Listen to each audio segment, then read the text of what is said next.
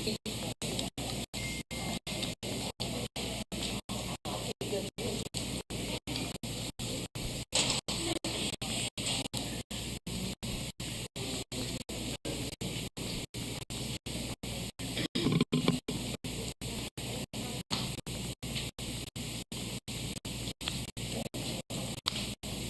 right, so make it ready to go.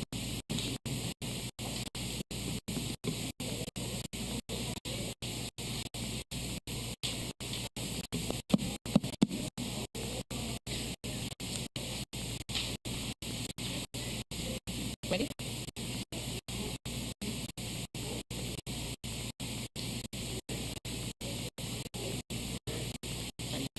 Good evening. So pleased that all of you are here, and I see that people are observing COVID pandemic distancing. Thank you very much for doing that and for wearing masks in as we require in city properties. And someone just upped the mic for me. Thank you. I do tend to speak a little softly sometimes. My name is Mary Lambert. Dr. Mary Lambert. I'm the director for the city's new Office of Community Health. And it's my privilege to moderate this session. I will answer one question, but I think first we want to have the panelists introduce themselves. I think most of you know them, but I think let's give honor where honor is due, and we'll start with this end. Good. Oh, it's like school board. Oh, yeah. Good evening. I am Carissa Mosley Jones, and I am the District 5 representative on the Hamilton County Department of Education School Board. Good afternoon. Good afternoon. My name is Isaiah Hester. I represent District 5 on the City Council. Good evening. I'm State Representative Yusuf Hakeem, District 48. Good evening. My name is Anthony Bird, and I represent District 8. Hello, my name is Rakita Dotley. I represent Chattanooga City Council District 7. Good evening. My name is Warren Mackey. I represent the 4th District of Hamilton County. It's a rather large district. It encompasses Highway 58, communities such as Murray Hills, Bell Harbor, Harbor Heights. Then the district migrates down into East Chattanooga, Arton, Avondale, Bridgetown, Churchville, Glenwood, Highland Park, and it continues on into the southern part of Hamilton County. It gets East Lake, Clifton Hills, Oak Hills, Alton Park, and Piney Woods. Thank you. Good evening. I'm Councilwoman Demetrius Coonrod. I serve District 9. Thank you all for coming out today, and especially thank you to my District 9 constituents that are so faithful to show up. Good evening. I am Kathleen Jeter, Hamilton County Commissioner for District 5. Thank you, elected officials. I'm going to start with just we are so pleased that you joined us this evening. It's great to see crowds, community citizens come out to talk about important issues for our community. I will begin with one question after we've had a couple of items on the agenda. The invocation, beginning with the invocation, and then the introduction. Invocation by Councilman Isaiah Hester. Let us bow our head. O gracious, O wise, true, and living God, we come to thee with the deepest of all humility, knowing that we're nothing without you, Lord. You are the King, and we're just your servants. Lord, we pray you continue, Lord, just to shine your blessing upon our great city, our great county, our great state, Lord. Lord, we pray, Lord, that we can represent you, Lord, that we may be a representative for you, God, in all that we do, in our service for our community, Lord, that we will be a reflection for you, Lord. Lord, we pray, Lord, that this meeting will be done decently in order. We give thy name the praise and all glory. For in Jesus' name we pray. Amen. introduction, Representative Hakeem. Thank you very much, Doctor. Ladies and gentlemen, brothers and sisters, good evening once again. And we want to thank you for taking time out of your schedule to come and be with us. We know there are many other places, many other things that you could be doing, but it must be some interest you have in the potential of this body of elected officials coming together, striving to do what is in the best interest of the community. Understand, because we understand, none of us are perfect, but together with you, we can make a difference. We can make a change in this city. The political climate that we're in, we know, is very difficult. There are those people who don't want to see a group of this nature come together. But think about it. 8 strong personalities willing to attempt to work together in the interest of the community as a whole. We can do it. And I've had questions, not just today, but even today. They want to see what it is we're going to do what it is we're proposing. We're proposing to put the community first and put ourselves second. We need you to help us stay on track. Thank you very much. Thank you. And Hamilton County School Board Representative Karista Mosley Jones will provide the purpose and overview.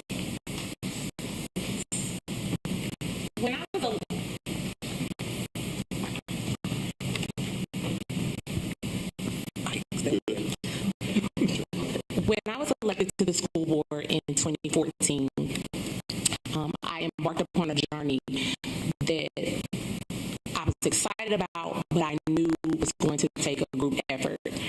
And throughout this past 8 years, or 7.5 at this point, that's been the most tedious journey, sometimes together, sometimes alone, doing the work for what we have been elected to do. Late summer, we received a call, all of us on this panel received a call from our senior leadership, I guess you would say, the more seasoned elected official at this day is. He reached out to each one of us and asked that we would join him in having a conversation about how we could come together and work more uniformly than we have been in the past to more effectively support our communities that we represent, because we all sit at daises and at tables where we know it's often hard to get things passed or to get things done for the communities that we represent. And so in coming to that conversation, all of us came open hearts, open minds, and I believe I speak for everyone on this day is when I say we left there invigorated, on fire, and excited about a new trajectory that the Black elected officials here in Hamilton County and the city of Chattanooga were embarking upon. So we like I said, we wanted to come together because we knew that being together was important, and we see that modeled in so many other places, like the Congressional Black Caucus and other cities and counties.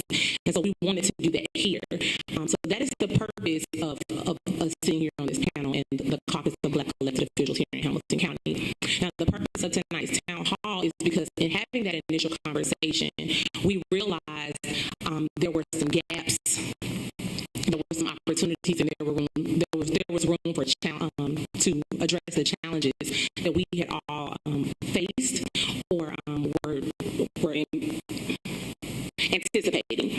And so what we wanted to do was take the time to come together to provide you all an opportunity to share your concerns and your thoughts with us, for us to share some things with you all. But most importantly, we wanted to start this out with an educational piece, because what we all had in common was that we realized that everybody really truly doesn't understand what each of our roles does, what we do in each governing body, what we're responsible for, what we're not responsible for, and who is responsible for the things that we're not responsible for. Because granted, everybody sitting on this dais, if I'm not responsible for it, then somebody else on this dais is responsible for what you're asking me.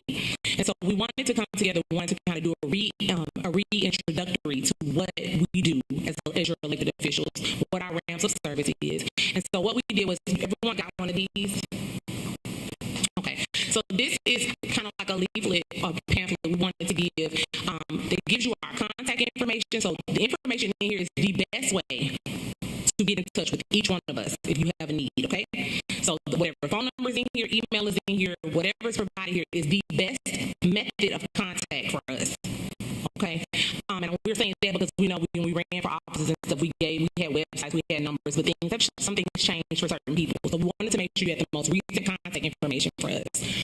Also in there is an explanation of what each one of our positions, what we do, what we're responsible for, what our roles and responsibilities in the office that you have elected us to represent you in. Also are the communities in which we represent, so that people know what community, who's your community representative based on city council, commission, and school board. And lastly, you'll notice when you look through here how in some levels there's opportunity. So if there's people out there that have a desire to run for office to represent communities, you all can clearly see where there's some gaps and some opportunities where you could step up to doing what you're feeling and the yearning in your heart. And we'd love for you all, honestly, to come and join us in the work, because we need more representation than what we have now. So that's my spiel on why we're here, how we came about, and the purpose of the town hall. Thank you very much. I appreciate that. As one of the only non-elected officials here, I'm an appointed official. It's a privilege to be here with all of you. It's a beautiful sight to see all of you, and we look forward to the conversation this evening.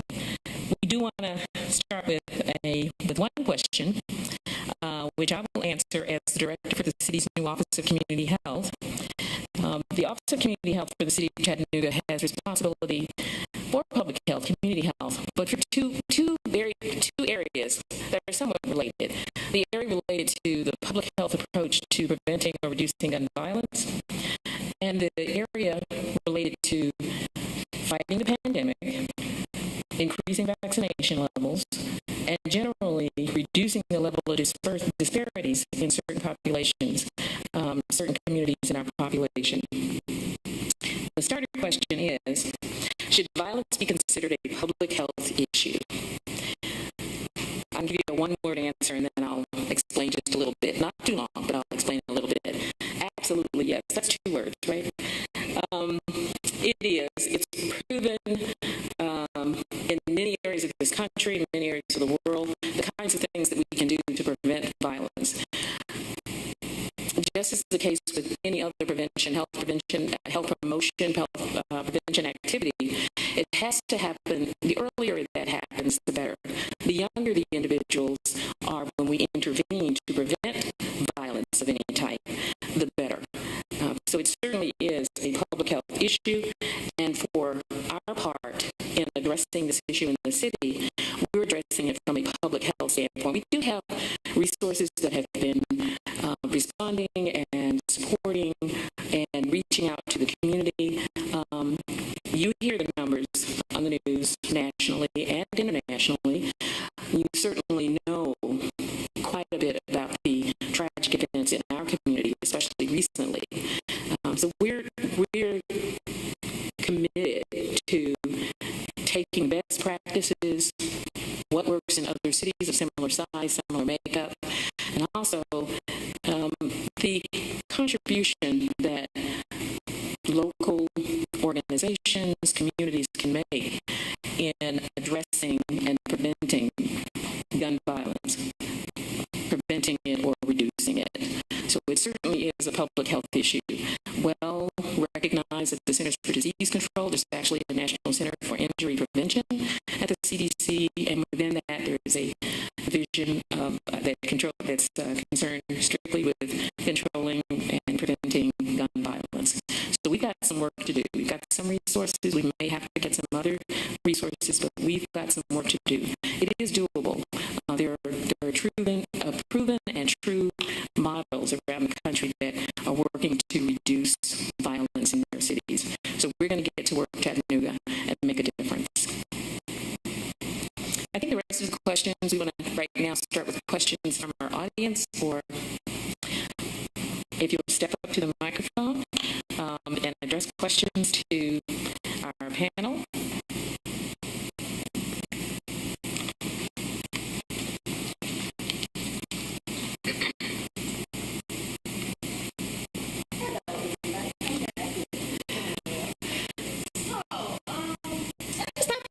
in about 30 minutes ago. Good for you. No, I don't think And it's you're here. But what about people my age? This is a whole Black Hip Hop Week in Chattanooga. A week-long event of our people. And y'all just so happen to put it the same week and didn't tell anybody? Did anybody know about Hip Hop Week?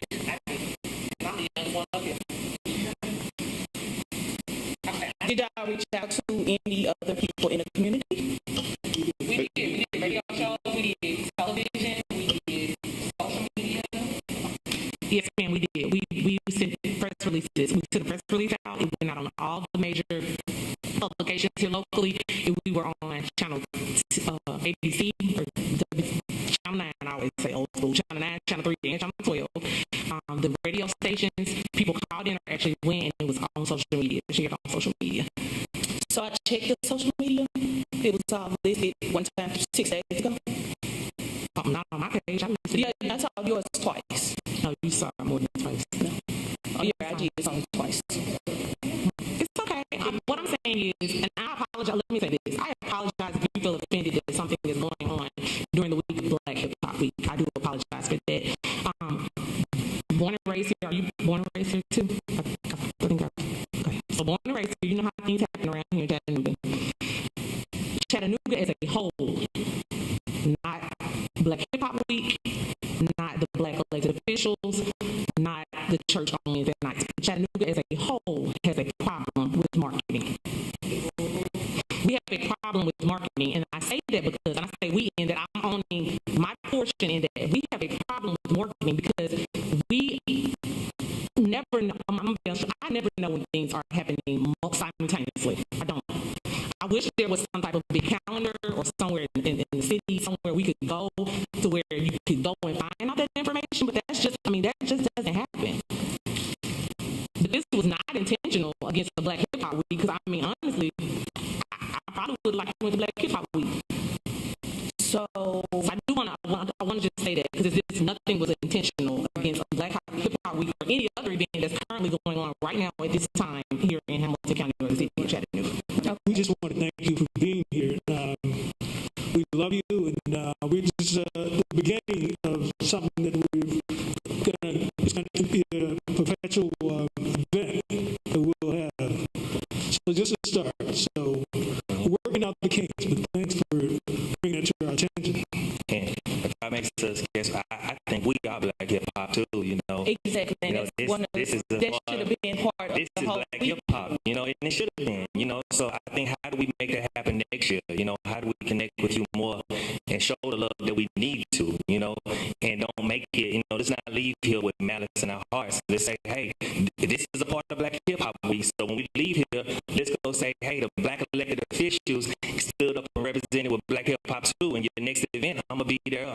We'll be there representing with you. And let's just try to join together. Let's, just because of a couple of texts or emails or promotions that didn't make it to anybody, I think that it's a bigger picture because, the city supported Black Hip Hop Week, the city of Chattanooga. So I thought that was a big milestone. And then just for us to come together and love and try to figure out how can we get to a better place, that's a big milestone. So I think the positive do outweigh the negative, and I think it's all happening simultaneously. So let's just continue to show some love to each other and see how we can move forward from this and make sure this never happen again. So the young hip hop artists that are being represented, the Black elected officials, we can all hip hop and chill and have a good time together, and not be divided like we already are. Because I wish it was more. Because right now I feel like we're preaching to the choir. I did that. I wish it was more young hip hop artists here and people here. So after this, I go wherever the party at with you and hang out. You dig? Okay, So well, if that's the case, it's at 7 p.m. at UTC. I'm there 7 p.m. Y'all need to show up too. We ain't there. All right. Appreciate you, sis. All right. So next year, y'all do agree to do that, right? 100%. But we also want you to be accountable on your end too, to make sure that we get the email, the call to action, of the things that you're doing. Because if you're not sharing it with us, or we're not getting the information, can't just expect for everybody to find out about it just on social media. As you see, we have a lot of older representatives, and they may not even be on social media. Not taking a stab at nobody's age, but everybody is not on social media. And I'm sure you contact, and you didn't share with me about the child hip hop week or none of that. So if we don't know what's going on, like I know, you took this moment to voice your concern and your energy came off like a roaring tiger. But we're here, we're trying to fix things so we all can work together as a community, right? Everybody expects for elected officials to be everywhere, and they expect that we know every single thing, and that's just not true. And some of us here, we've got families just like you got families, so it doesn't mean that we're not supporting you if we can't show up. So I take care of my 6-year-old granddaughter, and she's gonna come first, and the things that she have, and last minute, like, we just can't show up, like, so I can't promise you that at 7 o'clock you're gonna see me at UTC, because I got a kid I gotta read to, I got a kid that I gotta prepare a meal for and get ready for bed. But that does not mean that I'm not supporting what you do. I just have other priorities and obligations. So yes, next year, please include me. If there's anything outside of today, I can't make it today, but if you got something going on tomorrow, you said it's the whole week, if whatever events that's going on, send it to us so we can make arrangements so that we can be there. So it takes all of us working together. You hold us accountable, we're holding you accountable. I got you. And I'll say this, one of the things that I think sometimes individuals in the community think of us as elected officials is that because of the role that we serve as being public servants, is that you guys might assume, and they say you shouldn't make assumptions, but is that you might assume that we already are knowledgeable of a lot of the things happening in the community. And just to be transparent, many times we do not. I know I'll speak just for myself. There's lots of things that I'm finding out along with you in the community, whether that's looking at 3, 9, and 12 and something might have happened or an event might take place, and I'm learning about it on social media or in the news, or a friend or family members calling me and saying, Kathleen, did you know about it? And I'm like, no. And in my mind, I'm thinking, as an elected official, I should have known about it, right? So I just want to put it out there is that we're encouraged. This was why we wanted to do this. Was a starting place, as Councilman Hester said, is a starting place, right? It wasn't intentional. We did not do this to be malice in any way to anyone in the community, but we had to start, and we wanted to do it as soon as possible because we wanted to get out in the community to engage with everyone as soon as possible.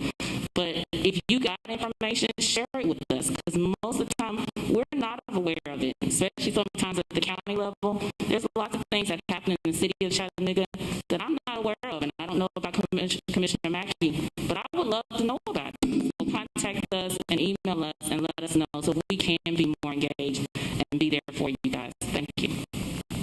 I appreciate y'all. Thank you. You making it out here. It's great. Thank you. Yes. Hi, I'm Dr. Belinda Moore, and I think this is an awesome idea what you guys are doing. I appreciate this very much. When I saw it on television, I said I must go immediately and thank them for what they're trying to do. I myself am a servant. I've been in court reporting for 40 years now. But something, because I am the first African American court reporting agency in this city, and I thank God for that. My councilman is Bird, and my representative is a King. And I thank God for them. They're working, they're struggling, and they're trying to do the best job that they can. However, sometimes there are things that are going under the radar that need to be addressed. And I think as a community, I would be remiss without standing here tonight to say what I'm about to say, because of the fact that it is something that is going on. It's an environmental hazard at my home. In December of 2019, I went before the city council, and I remember Bird being there and Councilman Bird being there, but it was because there was an environmental hazard created at my home intentionally. Now, that's been 5 years. 5 years. And what it essentially does, it is, I've been overrun with, we want your house, we want your house, sell your house, give us your house. I don't know what you guys are doing in Woodmore, but in our area, the values of our property appreciated tremendously. And as a result of that, I did not respond. Many of my neighbors have not responded because we love our houses. You know, my family's been in that neighborhood almost 200 years. My grandmother, my mom, and when you get that kind of engagement in your childhood, I was the paper girl, can I be honest? I was a 12-year-old paper girl in the neighborhood. Reverend Holloway, I was there. But what has happened is essentially this environmental hazard is designed to drive me out of my home.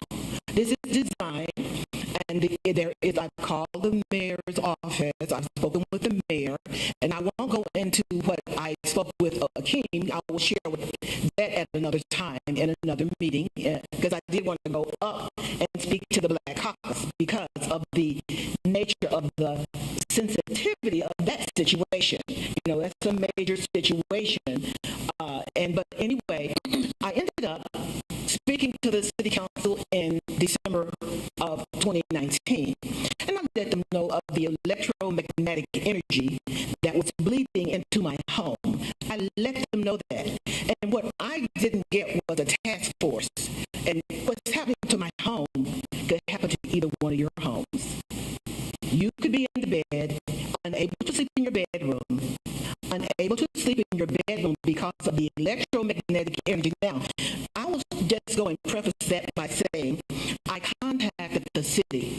The city told me that they sent out an investigator. He says, Ms. Moore, you need to really call the police. I said, well, what are you talking about? He says, you need to call the police.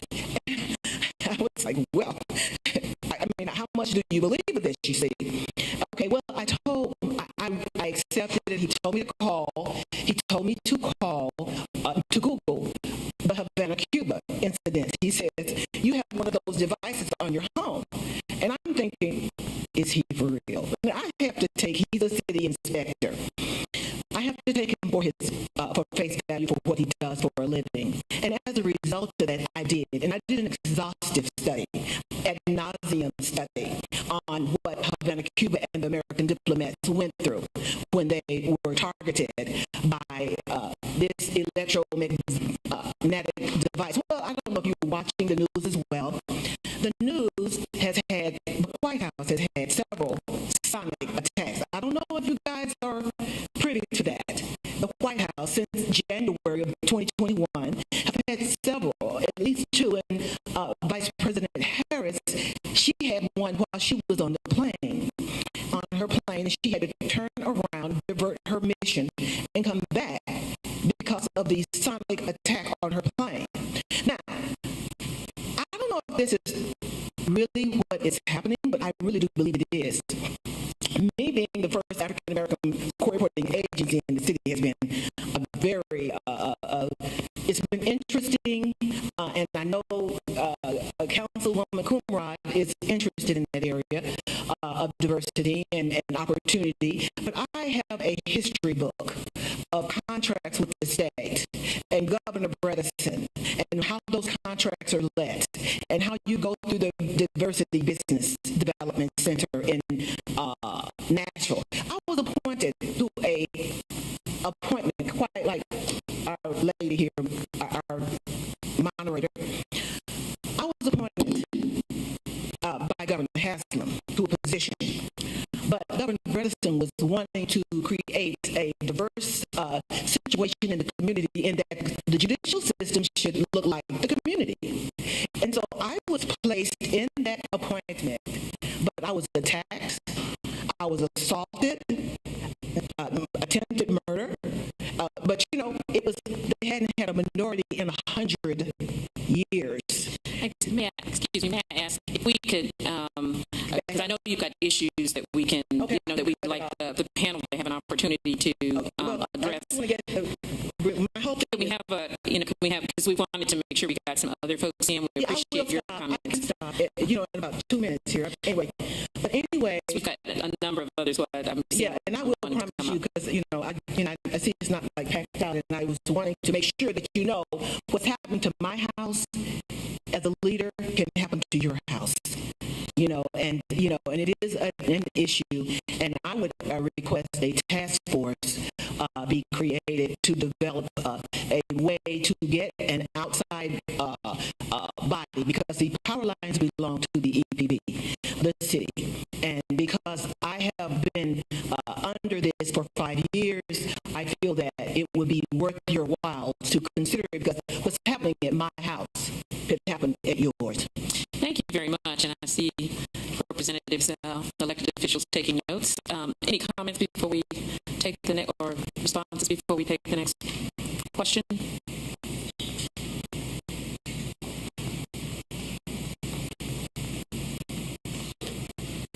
Next question.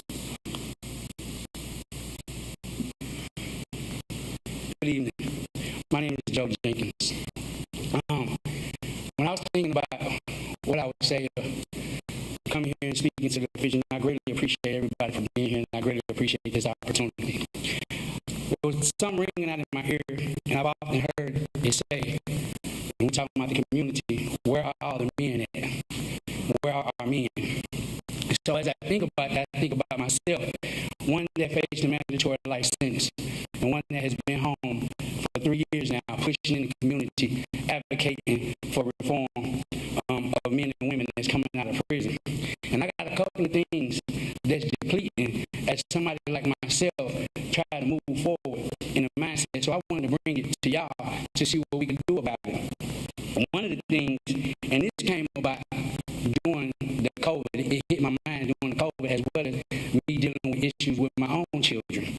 And that is child support rights for fathers, for equal child support rights, for fathers that's doing the right thing, for fathers that's stepping up to the plate, for fathers that are not deadbeat, for fathers that are not slacking. How can we expect our children to see us equal or greater as men, as kings, if the law says that we're lesser, if the laws give off the illusion that we really don't have the rights that the mom have, yet we are told that we need to raise our children and be fathers to our children. But when it comes to child support and things like that, and us having rights, not just, I'm not talking about monetary, because to a lot of men that have come like, that get it from the mud, we're not concerned so much about the money, which hitting our pockets just bother us at times. But what I'm talking about is the opportunity to equally raise my child just as her mother or his mother does. That came about, and what made me think about that was during the COVID. And because one thing I know that during the COVID is that the country, they were forgiving and they were giving grace periods on just about everything. But one thing that didn't get a grace period and wasn't forgiving was child support. Purge, people were still being locked up on purges. If we got bonuses on our job and if we got our income tax check, they still took those things. Why were the dads, and I know some moms are on child support, but why were those people not given the same grace and forgiveness, or being able to put on the back burner? Why did we still have to deal with the mindset and the mental thing that we were less than? So what I want to know is, like, how can we address that? What can we do about getting us equal rights? And I know that things are case by case, but as of right now, it's just across the board one way. We're not having, well, okay, if a man can present, if a father can present, and he's in a good position, has a home, he can provide, steady this, and he's not in criminal activity or whatnot. How can we say that he has just as much rights to parent his children as that mother does, seeing that we are called to continue to be fathers and to be men in this community? Let me ask you. Yes, sir. When you say equal rights, you're talking about the ability to be with your children across the board. Yes. The ability to be with them, the ability to raise them, the ability, whatever it takes for the father to be equal, just as the mother is. Okay.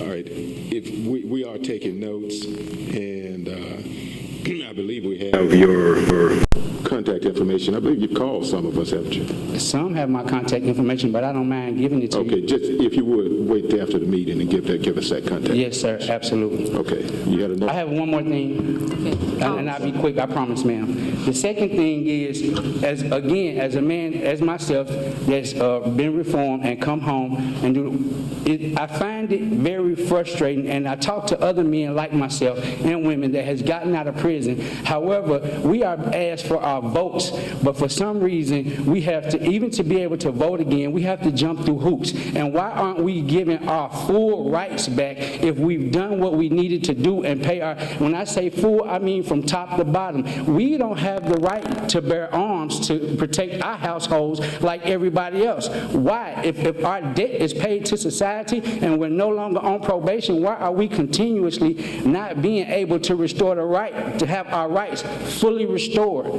Because if I should be good enough to vote and have that right back along with others, then why don't we have the right? Now, I'm not saying we want to be around here like the Wild Wild West, but we are definitely at a disadvantage in protecting our household, especially seeing what's going on.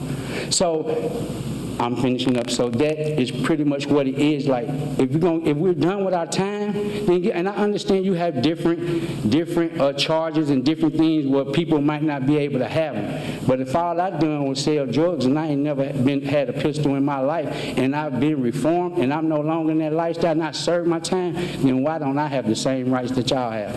Thank you. Thank you for your question. I think earlier, Joe, Dr. Lambert posed a question that said, should violence be considered a public health issue? And what you're speaking of, I interpret that as that's the violence, this system that's got our men in. That's the violence that we see the effects of what's happening with our children. We talk about the fathers, as he stated, where are they? But the system prevents them from even being around. Even when we look at trespassing laws, when people living in housing developments, that separates the fathers from the homes. Child support separates the fathers from the home. And we can go on a list of things that separate the black family. It's no longer strong as it used to be. And that needs to be a part of the conversation of violence. Also, Joe, after this, because you can't, everybody think that we can't get our rights back, but what you can apply for is the disability to your firearm, and it's a process, and I'll help you through that process so you can get your rights back. Well, if I may, it's okay. Yeah, Joe, that's one thing too, especially that happens at city council a lot. People come up and say things that you say, and we all agree. Nobody in here probably disagree with you. I just don't, I'm gonna speak for myself. As a council person, as much as I agree with you, I can't change that law. As a city council person of Chattanooga, I can't. So what you say makes totally perfect sense. But then when I go over there to City Hall and say that I want to change the child support, or change how, rights are given to felons, then I got to go to Nashville, then I got to go to Washington, then, you got to go up and down that chain. And fortunately, we have a young lady like Councilwoman Coonrod who went through the process and got her rights back, and she educated me on that every day. But as a councilwoman, she didn't do it. She did it as a regular citizen and put the work in. So that's a lot of times people hear those good things and we sit up here and we'll be quiet and don't say anything, and then people say like, he ain't even listening, or they not listening. We're listening, and I'm pretty sure all of us up here agree. But Carissa at the school board, she can't change that law because that's not in her ways of doing things. I can't, so that, I want you to know that, but I'm pretty sure Councilwoman Coonrod knows the process because she went through it and did it herself, so definitely get with her. I just quickly say, and one thing that I have in open, what she said was that what was here was that we're proposing to put the community first. Maybe you can't do it, collectively we can get it done. No, you can't do it going by yourself. No doubt. But collectively, with all the people that's sitting up there, we all do agree, then we definitely move different than numbers. Right, you got me with you. Just tell me what I need to do. We with you. Let Representative Hakeem. Thank you. Let me say, I think basically what you're talking about are state laws, and what we're dealing with right now at the state level in the House of Representatives are 73 Republicans and 26 Democrats. Now, we have proposed similar legislation to what you're talking about, but they consider themselves conservatives, but I think it's more obstructionist and, in a sense of speaking, want to keep you in your place. So, but we're going to continue to fight and strive to make those changes. We need to let not only you, but others know that kind of thing that we're working on at the state level, so you know there's a fight going on. Thank you. And it's possible, is there any way that I could view that proposal? Is it public records or anything like that? Or I can't? If I can, it's fine. Get with either myself or Ms. Dodley, and we'll go from there. Yes, sir. Thanks again for the question and for the responses. Can I respond? Commissioner, yes. Joe, it's going to take all of us. The system has a way of making money off people. Hamilton County government has taken over the Chattanooga jails. Every single day, Hamilton County is spending $120,000 a day to keep people in jail. There's a profit motive.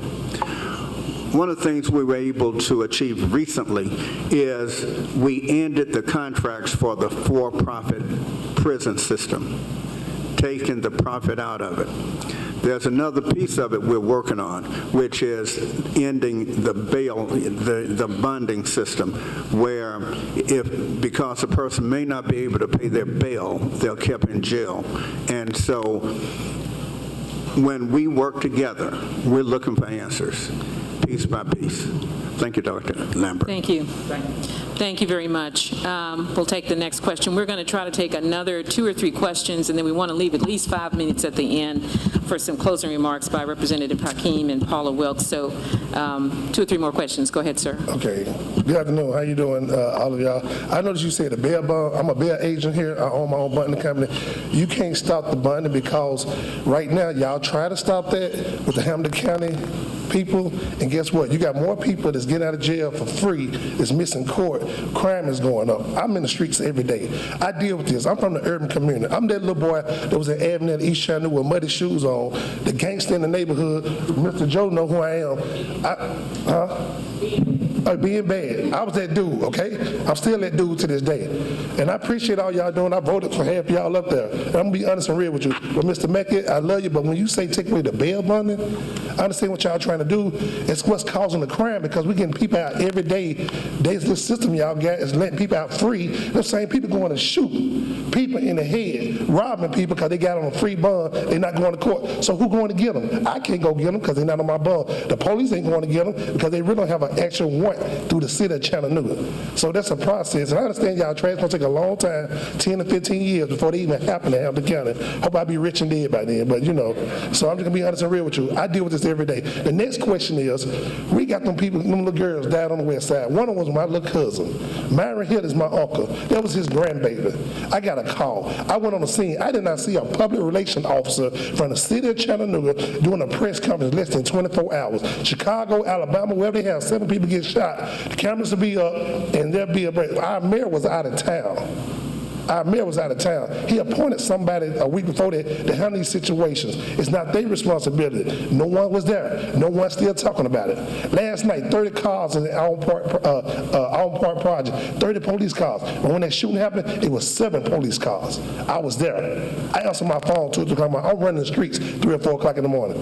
Everybody in this room is tired of the crime here. What are we going to do? When are we going to get a police chief? We keep bigging it back. We don't need to go out of town. We need to get a chief here that somebody knows the streets of Chattanooga and start bringing outside people in who don't know our kids. This stuff is serious. People are tired. I'm going to speak my voice because I'm out there. I wanted to stop, man. I got a little boy, 15 years old, go to Central High School, the school that you sponsor. They go to Central High School, doing all he can do, and he get fights in school. I go up to the school because he's trying to be like his dad. His dad is not like that no more. His dad is a local businessman in his community making things happen. So I appreciate what y'all doing, having these meetings, but this stuff got to stop. I know y'all can't do it by yourself.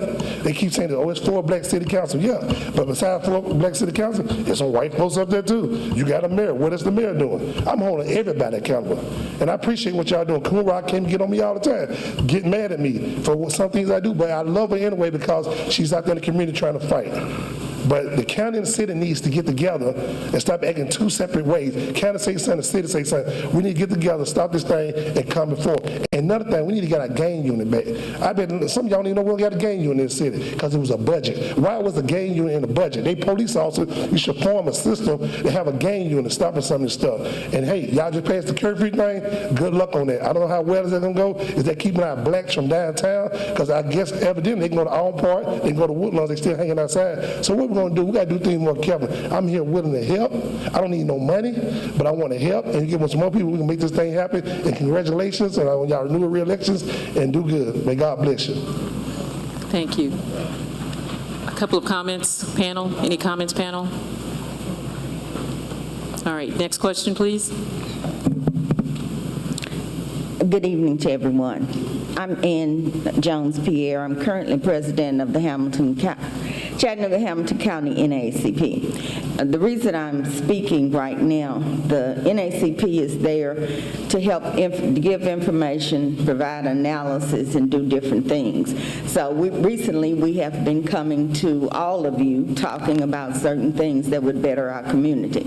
And today I would like, since we have people in this room, to make an announcement. The Youth Council of the National NAACP and the local chapters, we have a college chapter here at UTC, are working on a project to eliminate college debt. Okay? Some of you up there probably have college debt. They're proposing to eliminate, and it has no, the proposal that they're working on with the Congress, U.S. Congress, has no limit on age. So if you 100 and you still have college debt, you would fall under this process. What they're asking is at least $50,000 and up of college debt be relieved. They're also asking, and everybody in here, if you'll just take this down, if you have college debt or you have children who have college debt, to go on the website naacp.org and put in your story about your college debt. You don't need to say how much you owe. But for example, if I didn't have the college debt, I would be able to buy a home. If I didn't have a college debt, I would be able to put money in to save for my children to go to college. Whatever you want to put in, you can put that in, okay? And we're trying to get 50 people in Chattanooga, just 50 people in Chattanooga, to go online, put in information. They will take this information to Congress and let Congress know. We're doing this all over the U.S. and let Congress know. Now, just to let you know the proportion of debt I'm talking about. And black and poor people are most likely to have college debt. College debt is the second debt in the U.S. Housing is the first debt. College debt is the second. College debt is number 2. So we need to try to get this done in Congress so that people can be relieved of debt, and that will go along to help people as far as their education is concerned and curb some of the violence and a whole lot of other things. Thank you, ma'am. I think we can take one more question, 2 more questions, if we can make it very quick, because we do need the... Okay, let's take 3 more questions, and then we'll need to wrap up. Thank you so much for this. This is well overdue, and I thank you for listening to us tonight. Policy Link, a national research and action institute advancing racial and economic equity, produced 10 priorities for cities and counties to advance racial equity through the American Rescue Plan. Priority number 1 is to explicitly name racial equity as a goal with specific targets to produce results at scale. Priority number 2 is to engage historically underserved communities in prioritizing the investments. The city of Chattanooga has received or will receive $36 million in American Rescue Plan funds. Hamilton County is receiving almost double that at $71 million. What is the caucus's plan to close equity gaps and target the underserved through these funds? If I may. Thank you, sir. One of the things that we've done, some of us members of the caucus have met with the NAACP, shared information, and this is an opportunity for us to take that information that we've collated together and see what we can do in each level, city, county, state, and by doing this, we are trying to identify the funding that can go directly into our community.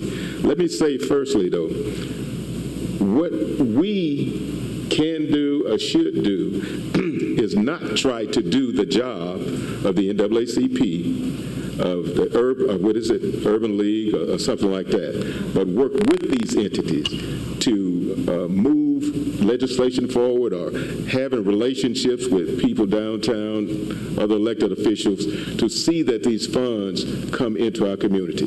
We're trying to identify all of those funds and how they're being used, and as I say, we've been working with the NAACP to some degree, and we need to do that more. I hope to some degree that answers your question. In other words, we're not through yet. We're still working on that. Comment. Real quickly, my concern is that Mayor Coppinger, there was it seems like you want to use this money for tax cuts. Mayor Coppinger mentioned that, but this is a rescue plan, and it's really geared toward the black community. Yeah. Yes, sir. And I think whatever happens needs to be transparent, number one, and number two, that the money goes to the community in which it was meant for. Well, I think it would be good for us as elected officials, as a group, to look at this, because even at the state level, they're talking about tax cuts as opposed to these funds going into the community to do some of the things that it was designed to do. All right. Thank you. Thank you. I will say real quickly, I do agree with you, Pastor Ladd, in terms of what you're addressing in terms of the racial equity and closing the gaps. And as you mentioned, Hamilton County did receive the $71 million. I will say as a priority for us in terms of what we should do on the county level, I can't speak for the city, but I think a priority where we should focus and hold county government accountable for the funds that we've received is, speaking of the violence that has come up recently in our communities and come up tonight, is take that money and start there. The mayor has released, it is on our county website, he has released his ideas, I should say, in terms of what the money should be allocated for. But let me say this, we do not have to take that, right? Like, this is why we're out here and we want to hear from you guys. You know, Mac and I, we certainly have what we think in terms of what we're seeing in our districts. But in order for this really to work, you guys, many of you work, you have businesses, you have homes throughout Hamilton County. We need to hear from you. You are the boots on the ground. We want to know strategically what you're seeing and what are the needs in terms of using these dollars. We can give voice to it, and we can go to the mayor with you and say, this is what our communities need. But we need more voices to help bring it to our attention to say, these are the 5 things, 6 things, 3 things that are happening in Avondale, East Chattanooga, or wherever, so that way we can accurately go back to the mayor and say, for Hamilton County, these are the priorities that needs to go back in terms of closing those racial equities. So if you have things, do not hesitate to reach out to Commissioner Mackey and I now and bring that to our attention so we can immediately. But I will say, Commissioner Mackey and I have discussed in terms of one of the most immediate is the gun violence. That right there, I think, inevitably makes sense that we take those dollars and start there as a community. Representative Jones. I was just going to speak from the school board perspective. With our money, well, the money that we receive from we will be receiving from the ARP, it's through the ESSER 3.0 funding.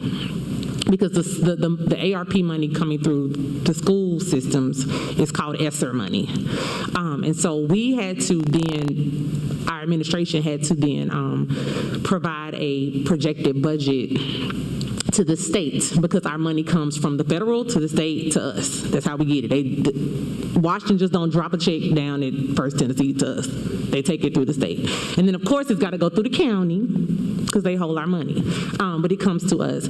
So that budget has been sent to the state, and we're waiting for them to tell us if they're okay with, and if we've met the requirements, because there's parameters.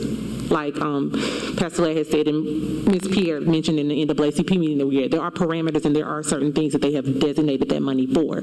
I will tell you, we have already used some ESSER funds to improve some schools in District 5. The new Tyner building, the portion that Hamilton County Schools is putting in, is ESSER funding, and that is in a Black community where it's needed due to the conditions of that school. And so there are a lot of things going on at Hamilton County Schools that will directly affect Black and brown children in their community. So I do know we have began that process with the other installments they have given us, but this last, which is technically the ARP money, the ESSER 3.0, that budget has not, their recommended budget has not yet been approved by the state.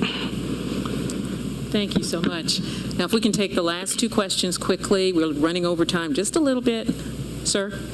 Yes, how you doing? Thank you very much. Appreciate the opportunity to talk with you all this evening. I think the question that I'll ask would be an opportune one in terms of us guaranteeing that government and other resources are distributed equitably into all communities. I and some other citizens have expressed some concerns regarding Title VI law.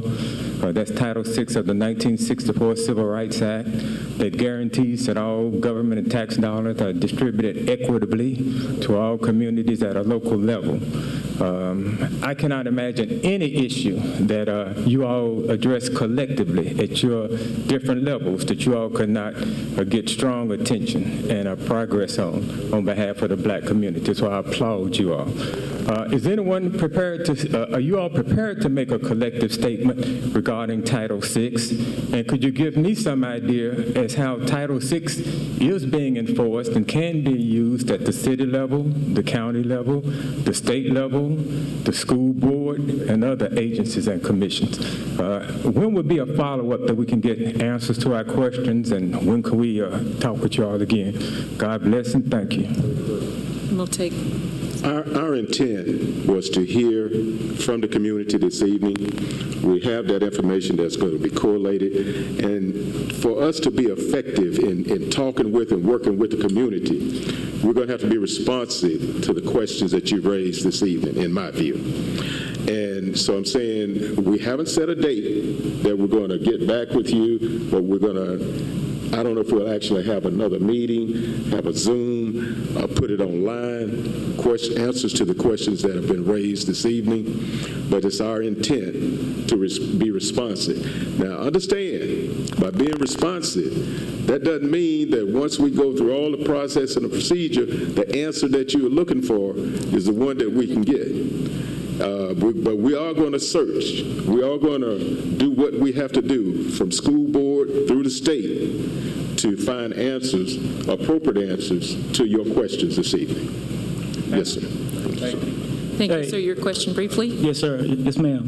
Good evening, councilmen and commissioners and everybody. My concern is the redistricting going on. Myself and others in my community.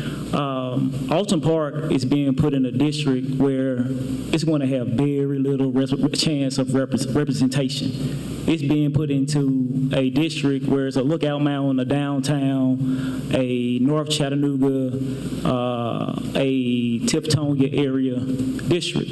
And that's going to cause a very big issue as far as funding, getting into the right areas, as you stated, my brother. And it's just going to cause, I think, poor representation. And I think it's going to happen across not just the new district coming in, the District 11, but it'll happen in 5 and some other districts as well. And I think that's not going to only affect my district, but it's going to affect some of the city council seats as well. So my biggest issue and my community's biggest issue is the redistricting and how it went about. we don't feel like we had our fair share. We feel like that meetings were held at the times when we had to work and we could not be there to voice our opinions.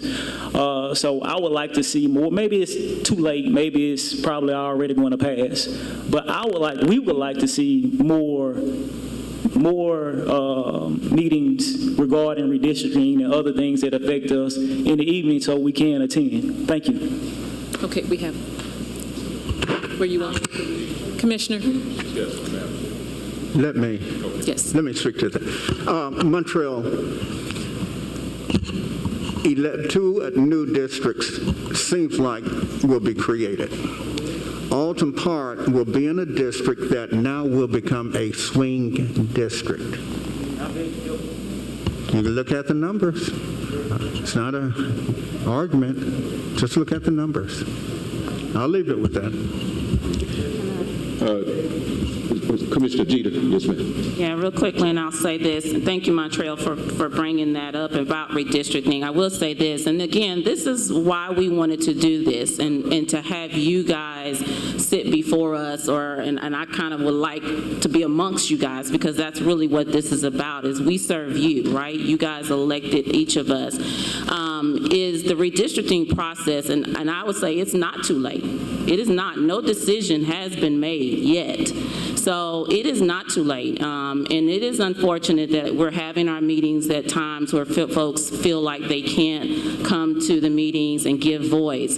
But do not let that stop you. There are multiple ways that you can be engaged with the county commissioners, whether that's in person, attending the meetings. If you can attend, it is streamed on our YouTube page. Contact them. Whatever county commissioner, the district you reside in, email them, contact them. Many of us are having meetings in our district. Go to those meetings, be engaged, give voice. If there is a concern like the one you're raising, now is the time to speak up, not after the vote has been cast. We need to be hearing about what your concerns, what your community of interests are, what's important to you based on the current map, the way the maps are currently drawn, and what you want to see. So I thank you for raising that, and this is why you guys are here for a reason. Things happen for a reason. You're here for a reason, so you can hear this, and everybody that's not here, go back into your respective homes and communities and tell them about it. All the things that have been addressed tonight. Thank you. Let me have one. No, go ahead. My light was on, no, but go ahead. The district you live in have had virtual meetings as well. We'll have another one tomorrow, and you're more than welcome to come into the meeting and participate. Just go to my website. 6 p.m. 6 p.m. Absolutely. Live.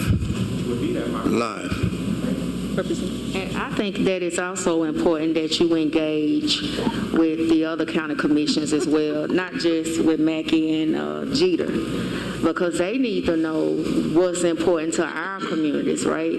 Because it's four of them that don't think how we think, 4 or 5 of them that don't think the way that we think or care about our morals and values or care about our community, perhaps. So if we're only communicating it to 2 black commissioners, that's only 2 votes. You need to have more than that for it to pass. So we need to be progressive enough and aggressive enough to make sure that they understand that this is important. I live in County 5. And they're removing half of our voting block to put it in 4.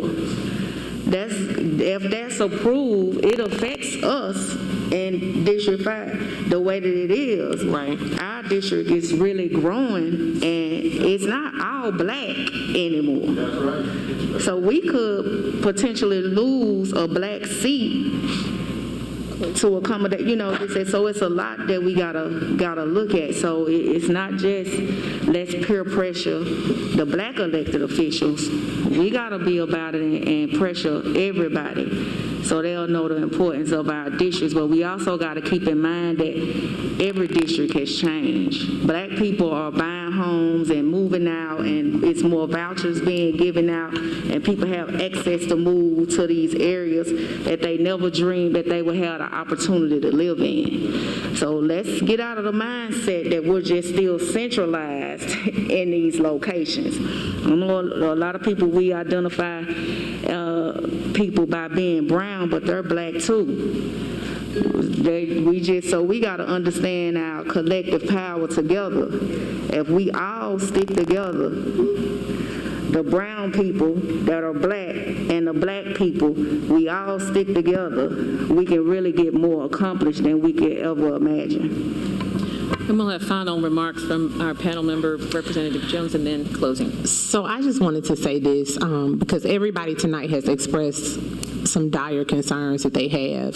And what I've noticed about this, I call them the new generation, the millennials, is what they're called. But what I notice about the millennials is that they mirror a lot of the baby boomer generation, the integration segregation era, right? They mobilized. They mobilized back then, they mobilize now. I've been on the school board 7.5 years.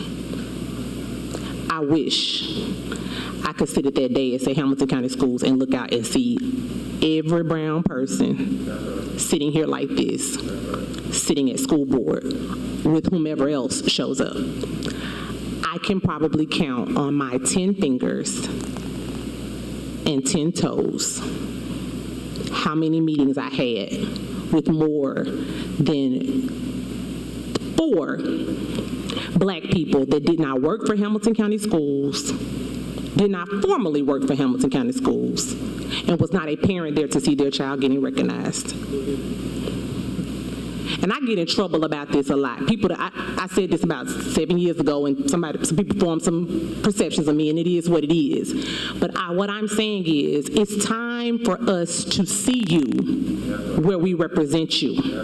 Because we see you where we represent you in the community. I see you at the nail shop, the hair salon, the grocery store, all this, Walmart, whatever, Target. I see y'all there. I see you at the Big Frida concert. I see y'all everywhere like that.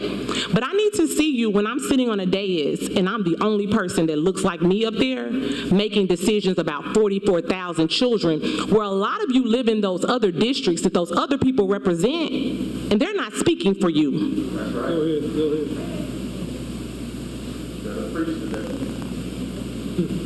So it is time that we, as my grandma used to say, either you gonna barbecue or you gonna meal do. Well, I ain't meal doing, and I haven't been for 7.5 years. You either gonna put up or you gonna shut up. That was one of my daddies. Talk about it, you gonna be about it. We gotta start being about it, because I'm telling you, I have heard out of their own mouths after the clocks, after, at the end of the gavel, you know what I hear? Well, I ain't see nobody out here supporting you. The one token called them and said, that's not what we wanted. Because they made it out.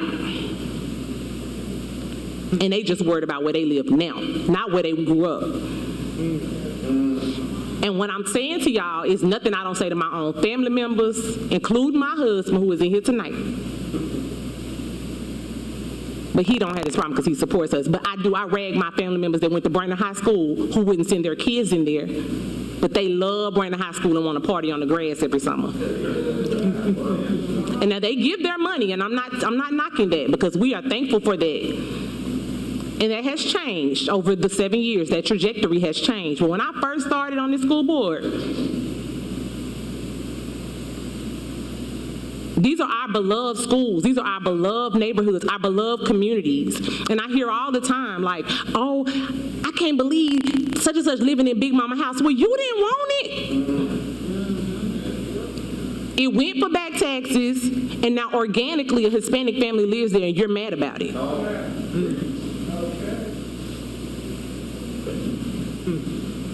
We think we have arrived. We ain't nowhere near it. And I know that was all bad grammar, but I do have 2 degrees and I know how to speak correct English. We are nowhere near that. Go ahead. We have not arrived. I I'm a third-generation Chattanooga resident. I'm 40 years old, raising a 2-year-old son, and the same stories my daddy, my mama, my grandma, my uncles have taught me, my extended uncles, my extra uncles and cousins have taught me about how Chattanooga works. It's still working like that in 2021, and we think we have arrived. It's just covert. We gotta wake up. And I ain't saying you can live wherever you want to live, and that's perfectly fine. But don't forget where you came from. Don't forget where you had your great summers in the hood. Don't forget about that stuff.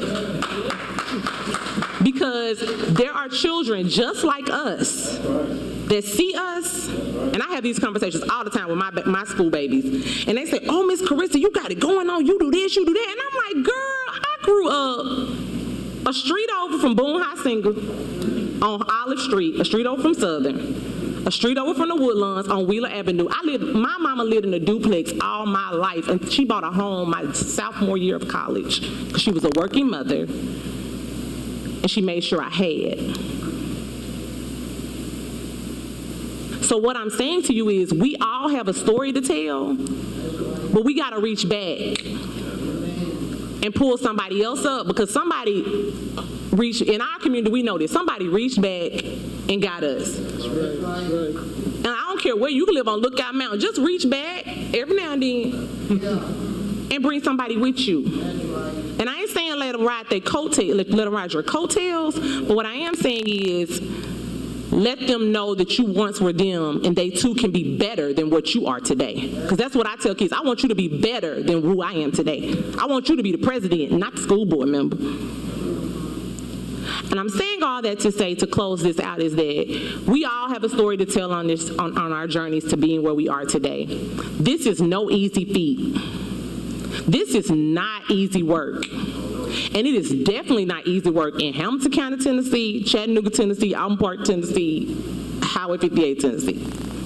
It is not easy work. And what y'all see is what people give you all about us. If you generally don't know us, get to know us. We have hearts, and we love, and we cry, and we get frustrated, and we go through a lot for us. I ain't gonna even say y'all, for us. We go through a lot behind the scenes that people really we have no clue. It's hard. So every now and then, Tony, and I grew up with Tony, so I'm finna pick on Tony. When you go live, I would love to go live with you one day so we could talk about school instead of everybody having an opinion about what happened at school board, but they wasn't there. Let me come on so I can say, well, this is what happened. Let's talk about it. So what I'm saying is engage us a little bit, just as we should engage you. And I will tell the young lady here, if there's something going on, anybody, if there's something going on and you would like for us to be there, don't take for granted that we know. There's one organization, they're gonna send you an email whether you know or not. I love it, because it might jog my memory if I did know and I forgot. We like to be places and we like to support, but if we don't know, we can't be there. And I'll lock you in. But I just want to thank you. We all want to thank you all for coming out tonight. I know y'all hear a lot when we come to meetings. We'll get back with you. We'll get back with you. But I will tell you this. This is a new day. This is a new guard. And we're committed to having these conversations, howbeit small or big as we can be in COVID situations. But we're committed to having these conversations. And we implore upon you, if you have a question about anything that we're doing in our offices, in our elected positions, I should say, to reach out to us directly. Don't take what you heard in the streets, although the streets know a lot. Don't take what you heard in the streets. Come to the source, because if nobody was in that meeting that day, each one of us was, because we had to be there. Okay. Thank you, sister. Thank you so much. For that sermon this evening. It's quite good. I love my people. Quite good. Okay. I'm going to take 1 minute and thank the Bessie Smith Cultural Center President, Ms. Paula Wilkes, and her staff for an outstanding job. They did for us this evening. They partnered with us to make this event happen, and we thank you so very much. As we said in regards to the questions that were asked this evening, our intent is to get answers to those questions because we want to build credibility with you, and we want you to have credibility with us. We're going to build on what we started tonight so that we can speak at some point with one voice on issues that are common and of interest to all of us. And, you know, one of the things I think we need to look at is that you look at these 8 positions up here, there are maybe 100 positions in the city and county for you to, people consider to run for. You know, these may be the positions that, as far as African Americans are concerned, most likely you will be able to attain. But there's boards, there are authorities that you can be involved in. There are other positions in government that you can run for. But so basically what we're saying is give that some consideration. And as was brought out earlier, we are going to be looking at maybe a school or something of that nature to better educate and inform people on how to do that. And lastly, building relationships. We know who sent us here in these positions.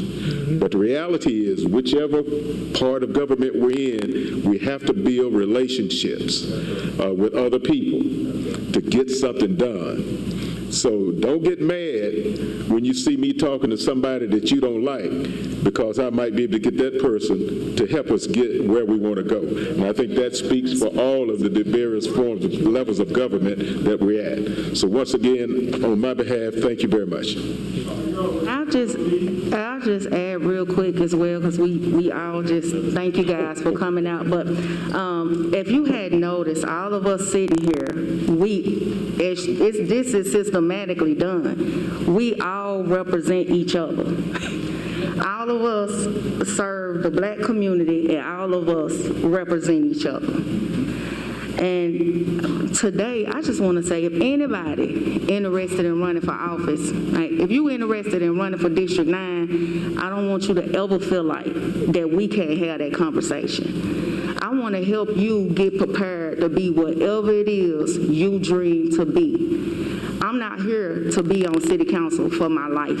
That's not what God's plan is for me. So if anybody is interested, and I can't speak for the others and what their plans are, but for District 9, if you want to run, and Catherine Jeter already announced her seat, for my seat or any other seat, and you want to get prepared, I am willing to help you on that journey. Because we often, I don't want you to think that I got in the seat and I don't want to pour into the next person, because having to come in and you not having that mentor or nobody to help guide you, somebody that you can lean on, like, it's hard. I've had to do that on my own, leaning on, 2 other women that we built a coalition together amongst ourselves, that we will be each other's keeper. And as Carissa stated before, we cry with each other.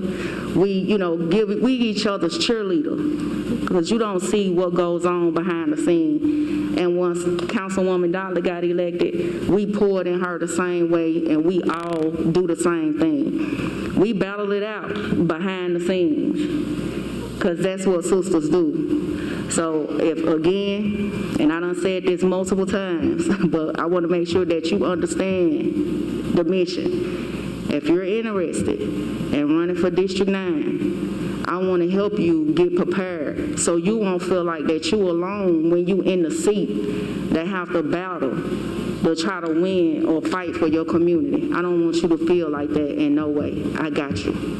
Reach out. You got my contact information. Thank you so much. Were we going to get any comments from Ms. Wilkes? Nope. And that's an amen and an amen and an amen and an amen. Thank you all very much. Great meeting. And also, real quickly, there are maps. I brought the 11 district map option keyword. It's not a proposal. So if you are interested in seeing what we're currently looking at, that is hanging on the wall. The one on the easel is District 5 currently. So just please take a look at those. Thank you. I want to thank everyone for coming out tonight, and I have a question for you. How many of you would like to see us host something like this with the Black Caucus, maybe quarterly or something? We can talk to them. I think that's something we can do. The Bessie wants to be involved in the community and taking an active role. Not only are we here about collecting African American history, but we're also here about looking to the future of African Americans and the history that comes. So thank you for coming out. We appreciate it, and we'll get with them to try to schedule something on a quarterly basis for us to have this. Edna's saying once a month, so y'all need to talk to her. Thank you all so much. Good evening. Safe travels. Stay healthy.